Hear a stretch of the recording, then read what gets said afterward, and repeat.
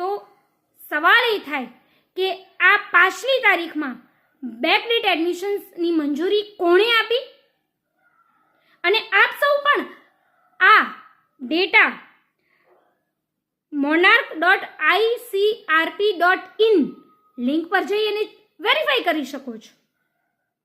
મારે સરકારને પૂછવાનું થાય કે આવી યુનિવર્સિટીઓ ગુજરાતમાં પનપી રહી છે જે વિદ્યાર્થીઓના ભવિષ્ય, અમારા ગુજરાતના વિદ્યાર્થીઓના ભવિષ્ય સાથે ચેડા કરી રહી છે અને એમની સાથે સાંઠગાંઠો છે કેટલા બધા અધિકારીઓની. આખરે ક્યાર સુધી મારા ગુજરાતના વિદ્યાર્થીઓ છેતરાતા રહેશે? હું માંગ કરીશ ગુજરાતની સરકાર પાસે કે આ યુનિવર્સિટીમાં સ્વતંત્ર અને પારદર્શક તપાસ કરવામાં આવે.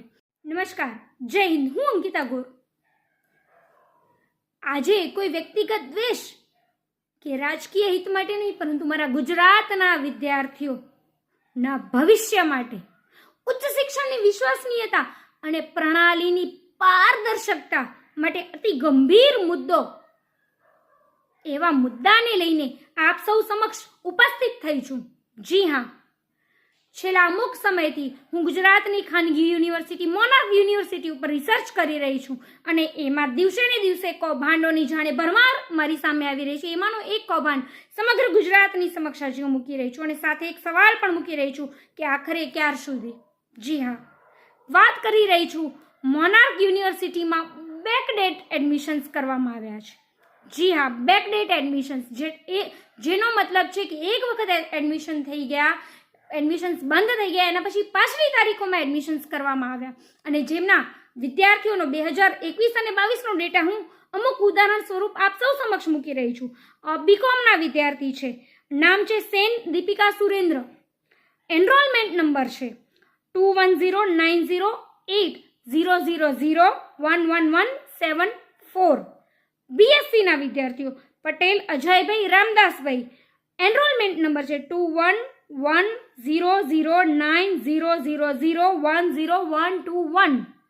બીએસસીના ફરીથી એક વિદ્યાર્થીઓ પટેલ મિહિરકુમાર બલવંતભાઈ, એનરોલમેન્ટ નંબર 21100900010122.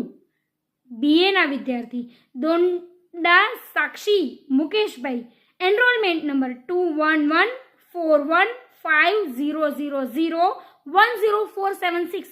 આ તો માત્ર ઉદાહરણ સ્વરૂપ અમુક વિદ્યાર્થીઓનો ડેટા આપ સૌ સમક્ષ મૂક્યો છે, જેમના નામ, મોબાઈલ નંબર, સરનામા, આધાર નંબર, એની સંપર્કની વિગતો બધું જ મારી પાસે છે.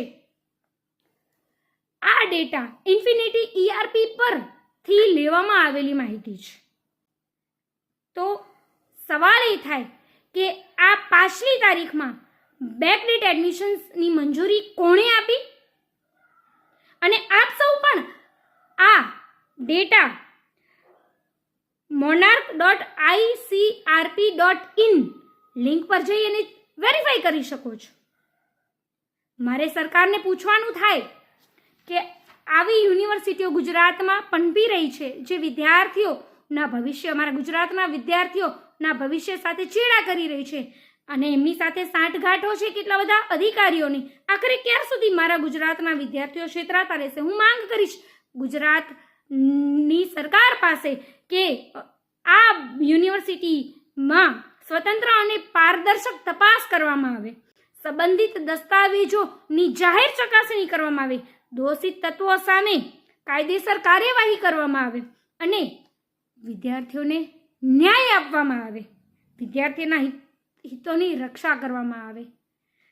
સૌ મીડિયા મિત્રોને અહીંયાથી બી હાથ જોડી વિનંતી કરીશ, મોનાર્ક યુનિવર્સિટી એક કૌભાંડ યુનિવર્સિટી બનીને રહી ગઈ છે. આખરે ક્યાર સુધી મૌન રહીશું? અને સરકારની માટે પણ એક સવાલ ઊભો કરીશ, સવાલ પૂછીશ કે સરકાર તો અજાણ છે, અધિકારીઓ અજાણ નથી.